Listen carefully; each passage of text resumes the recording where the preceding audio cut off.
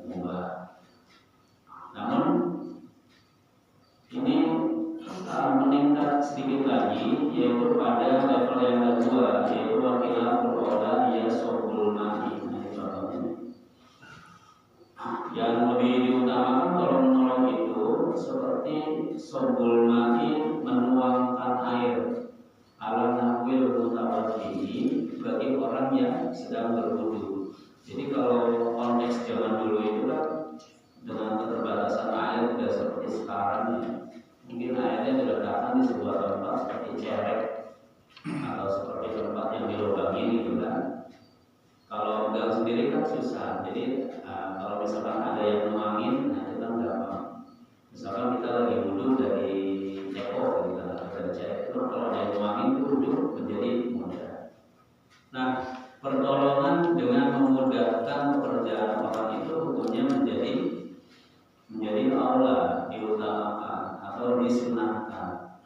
Konteksnya di zaman sekarang artinya semua pekerjaan yang bisa memudahkan urusan orang. Semua pekerjaan yang memudahkan urusan orang maka itu diutamakan. Birokrasi Termasuk di situ. Wallahu fi aunil abdi ma dama abdu fi auni akhihi. Nah, ini hadis potongan hadis ini memutuskan bahwa Allah itu di sini akan selalu menolong hambanya selama hambanya ini akan menolong saudara yang lain. Ini termasuk urusan birokrasi. Karena urusan birokrasi ini kan menjadi penting ketika menuju ke satu hal atau tujuan utama. Tanpa adanya administrasi yang dilakukan biasanya tercegah. Seperti misalkan ada orang yang ingin mengurus izin siup perusahaan atau UMKM gitu kan. Ketika berkas-berkasnya ini dibantu dengan administrasi yang bagus itu akan lebih mudah. Atau urusan hadis yang lain, pendudukan atau pertanahan atau banyak sekali, termasuk ketika kita ngurusi masalah-masalah di pendidikan anak kita ya. Jadi semua pekerjaan yang dapat meringankan atau membantu orang lain diutamakan. Hukumnya menjadi sunnah. Wal makruhatu ya liman yaksiru abdo'ahu. Nah ini yang lebih dari itu ternyata menjadi makruh. Ini mungkin karena terkait dengan hal-hal yang bersifat privasi. Jadi ketika ada seorang yang tadi dibantu diguyurkan aja untuk wudhu itu menjadi baik, menjadi sunnah. Tapi ketika ada orang yang berwudhunya sampai dibasuhkan, sampai diwudhukan, itu menjadi privasi dan ini mungkin akan timbul masalah-masalah yang lain. Maka dalam hal ini orang-orang yang dalam posisi lagi sakit itu usahakan jangan diwudhukan oleh orang lain tapi oleh anaknya. Jadi dari rumah sakit butuh wudhu atau butuh tayamum, maka yang mentayamumkan yang mewudhukan itu adalah harus ahli warisnya, harus anak-anaknya. Nah ini perlu berhati-hati. Yang paling tinggi wal wajibatu ya lil maridi indal azizi. Nah ini pertolongan yang paling tinggi nilainya ketika terkait dengan menyelamatkan nyawa orang. Wahia lil maridi indal azizi, ketika ada seorang yang sakit dan lemah nggak bisa melakukan sendiri. Contohnya apa, misalkan dalam kehidupan kita, tetangga kita sakit butuh mobil untuk dibawa ke rumah sakit, maka pertolongan yang demikian ini menjadi wajib dalam hal kita memang bisa melakukannya. Tapi kalau kita punya mobil dan ada sopirnya, ada yang bisa bawa mobil dan di jalan itu saja. Dalam hal ini berarti yang punya keterampilan ini, yang bisa mobil ini pun menjadi wajib dalam hal menolong saudaranya yang harus segera dibawa ke rumah sakit. Nah dalam kehidupan kita, kalau menolong ini menjadi hal yang memang mau tidak mau harus dilakukan, karena kita kan sebagai makhluk sosial. Bahasa Allah itu homo homini socius. Manusia itu adalah makhluk sosial yang tidak bisa berdiri sendiri untuk memenuhi kebutuhan hidupnya. Maka betapapun hebatnya seseorang, dia pasti butuh orang lain. Pasti butuh orang lain untuk melengkapi kebutuhannya. Seorang petani yang tak mungkin dia bisa memenuhi semua kebutuhannya. Ya, dia bisa memproduksi bisa nanam padi sampai menghasilkan beras gitu kan.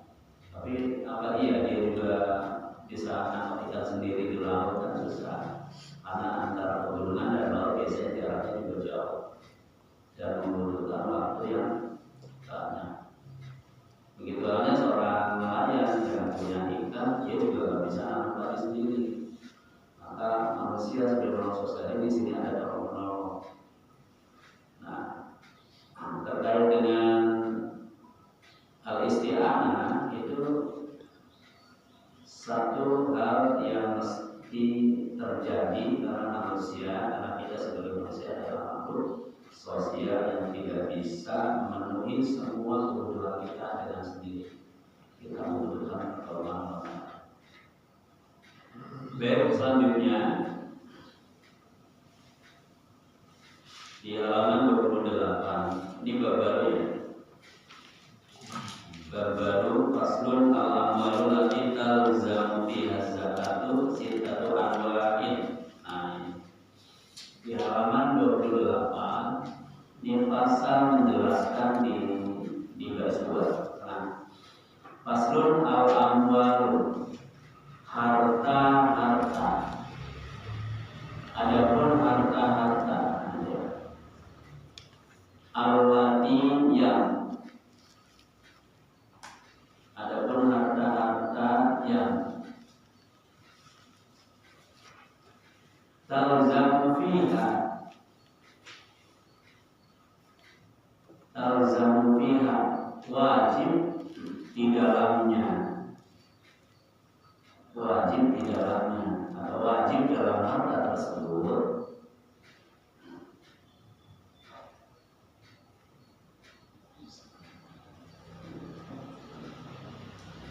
az-zakatu dizakati, az-zakatu dizakati sittatu anwa'in, ada 6 macam. Sittatu ada 6, anwa'in macam. Sittatu ada 6, anwa'in macam. 1. An-na'amu, binatang ternak. 1. An-na'amu, binatang ternak.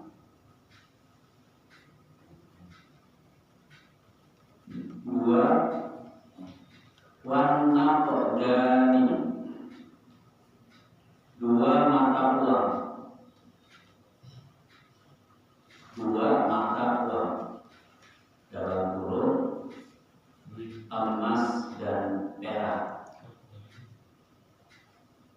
2 mata uang dalam kurung emas dan perak. 3. Wal mu'asyaratu,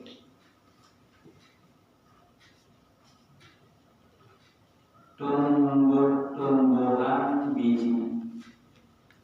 Tumbuh-tumbuhan biji artinya tumbuhan yang menghasilkan biji. Hijau. Ya, termasuk itu. 4. Wa amwalut tijarati, harta perniagaan.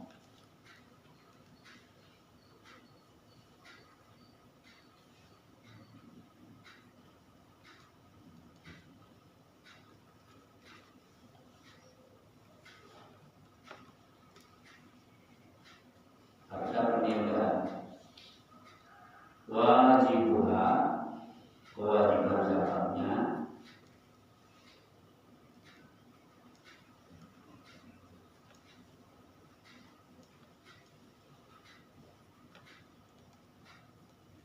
Rub'un usyri qimatin, rub'un usyri qimatin, 1/40 dari nilai, 1/40 dari nilai. Urudit tijarati, barang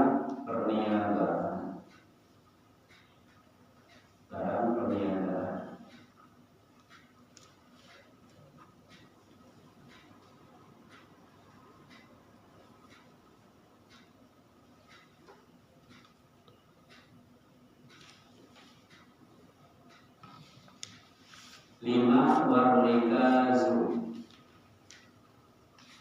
harta karun. Harikazu, harta karun.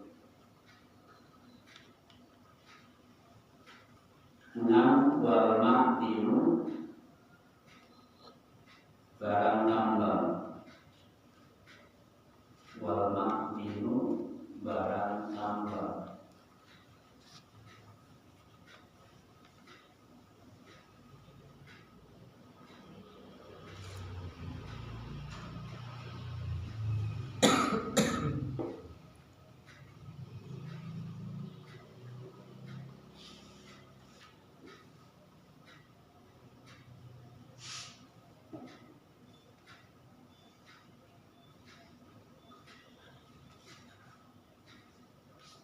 Baik, kita bahas faslun al-amwalul lati talzamu fi haslatul.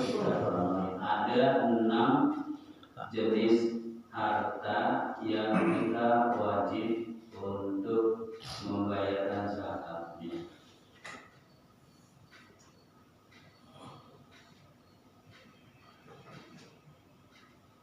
Yang pertama itu an-na'amu, yaitu binatang ternak.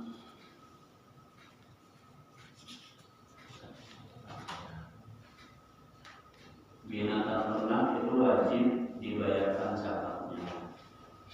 Nah, kita bahas apa aja sih binatang ternak yang dimaksud di sini. Di syarat kita ini dijelaskan tentang binatang ternaknya. Di antaranya yaitu unta. Karena konteks masyarakat unta, ternakan unta. Kalau di kita nggak ada unta ya. Karena saya lihat di Ragunan juga ada 1 atau 20 Baru itu orang itu kasih ya. Nggak tahu sekarang masih hidup apa enggak. Jadi unta itu adalah jenis binatang ternak dan itu wajib dibayarkan zakatnya. Selain unta itu adalah kambing, domba termasuk. Kambing, domba, kemudian di Indonesia ini banyak kerbau dan termasuk sapi, kerbau dan sapi. Ini kalau di klasifikasi yang paling tinggi nilainya itu onta. Setelah onta itu adalah kerbau dan sapi, baru kemudian kambing di bawahnya. Nah, itu urutannya seperti itu. Dan kewajiban membayar zakatnya juga di sini dirinci seperti itu. Nah, di sini penjelasannya ketika seseorang memiliki unta.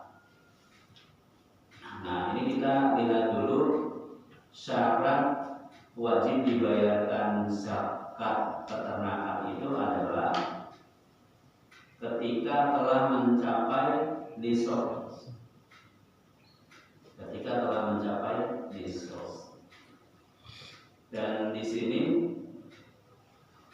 tidak ditentukan harus dimiliki 1 tahun.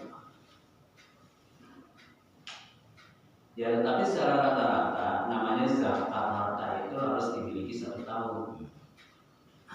Artinya kalau di bulan apa sekarang Rabiul Awal tahun ini, nanti Rabiul Awal tahun depan itu sudah dimiliki 1 tahun dan sudah mencapai nisab. Dalam hal ini jumlahnya seorang memiliki unta 5 ya, maka dia sudah mulai berkewajiban membayarkan zakatnya. Tapi bayar zakatnya nggak pakai unta, kalau untanya cuma punya 5. Nah, dengan apa bayarnya? Dia akan membayarnya itu dengan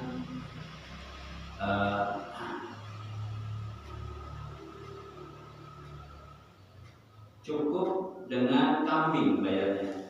Jadi punyanya onta 5, tapi bayar zakatnya itu dengan kambing atau domba yang usianya 1 tahun memasuki umur 2 tahun. Nah, nanti kalau untanya nambah, ini batasnya dari 5 sampai 20 tadi ya, 5 sampai 20 seorang wajib bayar zakatnya itu 1 ekor kambing. Kalau untanya nambah 5 lagi menjadi 25, maka ia berkewajiban membayar zakatnya itu dengan kambing. Kalau tadi usianya 1 tahun, kalau setelah 25 jumlah untanya, maka wajib bayar zakatnya itu dengan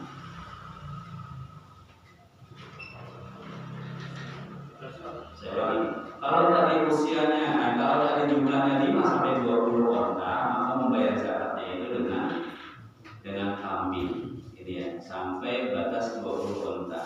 Kalau dia memiliki ontanya sudah 25 onta, nah ini baru dia wajib membayar zakatnya itu dengan onta yang berumur 1 tahun, berarti anakannya, anak onta.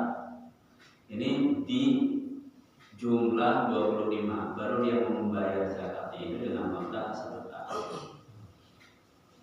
Kemudian selanjutnya setelah bertambah 36, nanti bayar zakatnya itu dengan onta 2 tahun. Setelah 46, dia baru membayar zakatnya dengan onta 3 tahun juga di sini sampai mencapai jumlah 61. Nah, ini rinciannya emang agak ribet di sini. Tapi di sini perlu ditegaskan begini, bahwa zakat ini di dalam ngitungnya itu tidak, dalam arti tidak akan memberatkan ya. Seperti tadi kalau kita lihat kembali tadi, seorang memiliki onta misalkan 5. Kalau dirupiahkan coba coba sekarang 5 onta itu harganya berapa? Anggap misalkan 1 ontanya harganya 50 juta ya. Harga sekarang 50 juta. Kalau dia punya onta 5, itu 50 kali 5 menjadi 250 juta. Kewajiban membayar zakatnya itu hanya 1 ekor kambing yang harganya mungkin 3 juta. Ada orang punya duit 250 juta, disuruh mengeluarkan zakat hanya 3 juta. Kira-kira berat nggak? Berat. Nah, di sinilah level keimanan kita. Kalau kita lagi membeli 250 juta, ada orang minta 3 juta, kira-kira dikasih apa enggak? Level keimanan kita tuh di situ. Jadi nggak jadi 250 juta nih bisa 70. Iya, jadi kurang ya. Jadi 250 juta min 3 juta. Jadi 247 juta. Nah, tapi ini telah dimiliki 1 tahun atau tahun. Nah, ini. Nah, namun secara rata-rata ini artinya ketika seorang punya 250 juta disuruh mengeluarkan 3 juta itu sesuatu yang rasional ya. Nah, ini jumlah paling kecil itu kan 5 juta, sementara di sini ada rentang itu sampai 20 onta. Jadi kalau misalkan ada orang punya 20 onta kali 50 juta, jadi berapa tuh? 25. 1 M ya? 1 M. Betul kan? 1 M. 1 M. Ada orang punya uang 1 M. Kemudian ada yang butuh, ada yang minta, hanya 3 juta aja. Kasih tuh, Kasih lagi nggak punya bilang kasih. Bilang punya, enggak eman-eman. Karena belum punya. Tapi saya kasih semua pasti. Inilah rasionalitas zakat. Artinya ketika seorang diberikan rezeki yang berlimpah oleh Allah yang jumlahnya 1 M, disuruh berzakat, hanya mengeluarkan 1 ekor kambing ya, yang jumlahnya mungkin tadi nilainya itu 3 juta. Insya Allah ya murah. Nah kemudian di sini tadi batas mengeluarkan zakat dengan kontanya itu dari start angka 25. Ketika seseorang memiliki onta 25, artinya kalau dikalikan 50 juta satu onta, maka dia memiliki nilai uang 1 M 250 juta. Disuruh mengeluarkan zakatnya itu 50 juta. Berat ya? Berat ya. Tapi ada rentang di sini. Yang dikeluarkan itu Berat-beratnya tergantung iman anda. anak-anak kira-kira harganya yang nggak nyampe 50 juta, karena 50 juta itu tadi adalah harga orang dewasa. Oke dong, teduan semua kawan-kawan, sobat. Assalamualaikum. Oh bisa, Bungkus. Oh iya. Gelaran buat zakat itu begini. Ya, dia nggak mau denger. Terus itu duit gimana? Ntar takutnya dapat beneran. Itu bisa saja di iklan kalau ikhlas. Ya, perlu di sini. Jadi di angka seseorang memiliki onta sampai 60 ya, memiliki onta sampai 60, itu dia mengeluarkan zakatnya dengan 1 M onta dewasa. Jadi kalau 60 kali 50 juta itu berarti nilainya itu 3 M. 3 M ya. 3 M. Orang punya harta 3 M, dia berkewajiban mengeluarkan zakat 1 ekor onta dewasa, yaitu 50 juta. Insya Allah ringan ya. Dengan. Ya. Kalau imannya Ya, kuat, tetap akan kembali kepada level keimanan. imannya kuat ya. Sayang. Kalau imannya iman. Ya, kalau Ya, udah kita lanjutkan. Nah, bagaimana cara menghitung zakat kambing? Ini yang paling umum nih di Indonesia ya. Di sini tata caranya kambing itu baru akan dibayarkan zakatnya ketika seseorang memiliki kambing di sini 40 ekor. 40 ekor baru start dia berkewajiban membayarkan zakat. Dari 40 sampai 120 membayarnya itu dengan 1 ekor kambing. Ada orang punya kambing 120 ekor, disuruh bayar zakat 1 ekor kambing. Coba kalau kita rupiahkan, Ya, 120 kambing dikali harga kambing 3 juta ya. 3 juta ya, berarti 360 juta. Seorang punya harta 360 juta, disuruh bayar zakat seekor kambing 3 juta. Ya ringan ya, enteng. rasional. Nah ini. Nah untuk yang selanjutnya, kalau bertambah sampai 300, sampai 200, sampai 300, sampai 400 itu masing-masing tinggal nambah 1 ekor. Artinya di sini cara hitungnya, kalau seseorang punya 400 ekor kambing, semuanya dia akan membayar dengan 4 kambing. Punya 400 ekor kambing, dia berkewajiban membayar zakat 4 ekor kambing. Jadi kalau dirupiahkan 400 dikali 3 juta ya, jadi menjadi 1,2 M. Dia disuruh bayarnya 4 ekor kambing. 4 ekor kambing itu 3 juta kali 4, 12 juta. Ya udah. Enteng banget. Enteng cuma segitu. Punya harta MM tuh. Suruh bayar zakat itu cuma segitu. Tapi itu harus 1 tahun dulu ya? 1 tahun lah. Nisabnya 1 tahun. Jadi Namanya haul. Haul. Kalau nisab itu Haulnya betul. batas batasi kepemilikan. kan pas panen. Kalau haul itu batas kepemilikan 1 tahun. Itu haul. Kalau dia bayar zakatnya pas sekarang bulan Idul Adha gitu Ustaz. Ya tetap masing-masing karena Idul Adha itu kan ada keutamaan menyembelih hewan kurban. Jadi terlepas dari itu. Adapun kalau ada orang yang berusaha untuk mengurangi jumlah kambingnya disebabkan dengan niat karena memang agar tidak terkena kewajiban zakat, maka Allah Maha tahu. Misalkan gini, saya punya 40 ekor kambing, dan misalkan saya kalau sudah bertemu 1 tahun saya harus bayar. Saya kurangin saja, saya jual 2 menjadi 38. Maka Allah Maha tahu. Jadi dijual 2 ekor itu dengan tujuan untuk menghindari kewajiban zakat. Wah, itu udah licik tuh. Allah maksudnya Licik. Nah, itu ya cara menghitung zakat kambing. Selanjutnya cara menghitung zakat sapi. Di sini startnya permulaan nisab sapi adalah 30 ekor.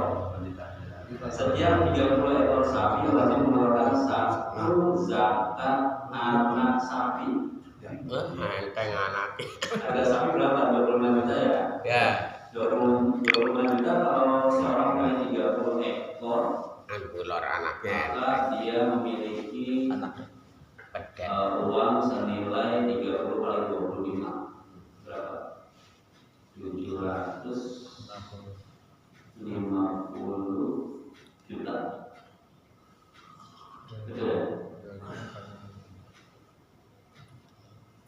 25 kali 30 750 juta disuruh bayar 1 anak sapi.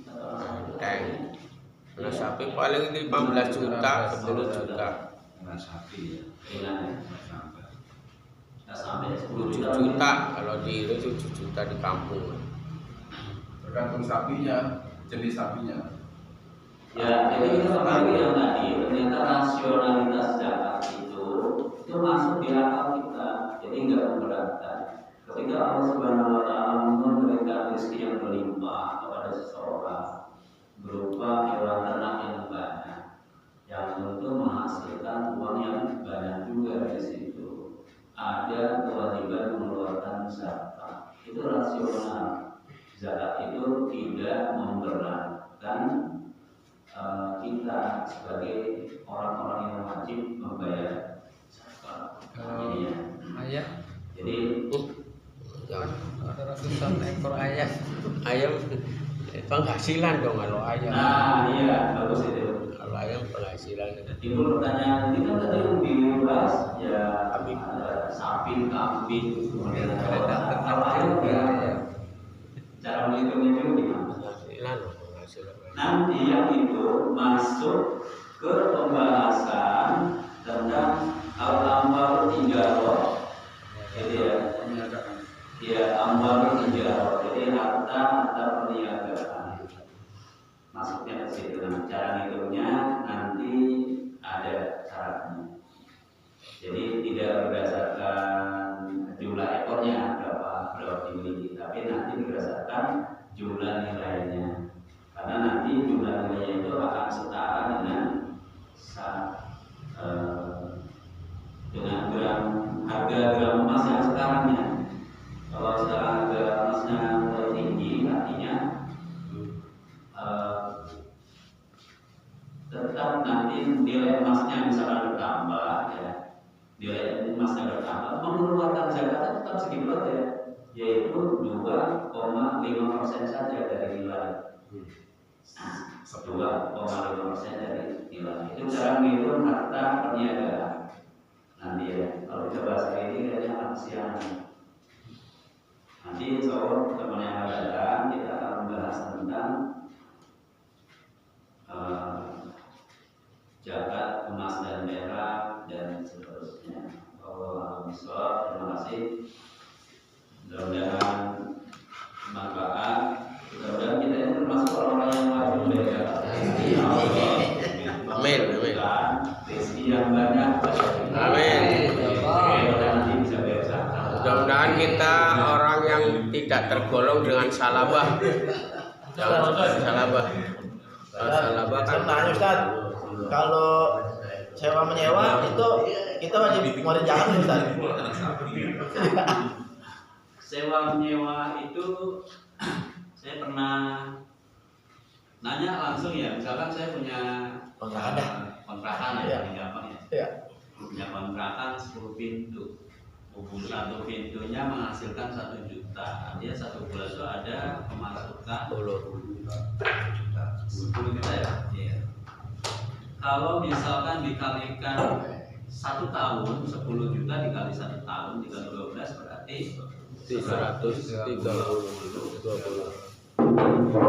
Nah, jadi ketika saya bertanya kepada ustaz saya itu, jawaban yang pertama beliau memberikan jawabannya itu, kontrakan itu kan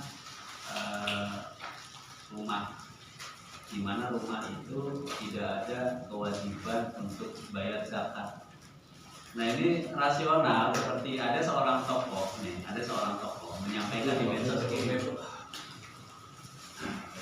semua yang kita miliki, yang kita manfaatkan berupa rumah yang minimalis, artinya sesuai kebutuhan. Anggaplah rumah yang sesuai kebutuhan itu misalkan 60 meter persegi ya.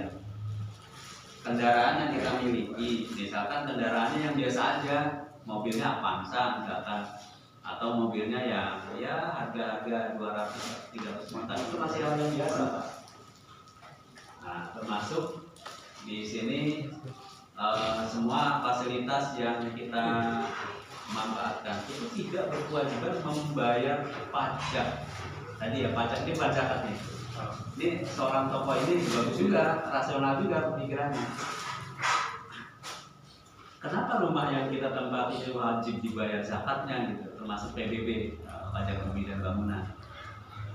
Seharusnya semua yang kita manfaatkan yang sesuai kebutuhan kita itu juga diwajibkan bayar pajak. Nah, kita kembali ke yang tadi zakat. Kan saya tadi mengatakan bahwa zakat ini rasional. Rasionalitas di mana? Ketika kita memiliki uang yang lebih, mengendap 1 tahun gitu kan, maka rasionalnya kita berkewajiban membayar zakat jika memang sudah mencapai nisabnya. Nah, untuk nisab rumah kontrakan nanti akan kita bahas, yaitu di harta perniagaan termasuk di harta perniagaan. Jawaban sementara nih, sebelum saya kasih rinciannya, nilainya itu setara dengan 81 gram emas. Di penjelasan yang lain bukan 81 tapi 85. Di penjelasan yang lain ada yang mematok itu 91 gram.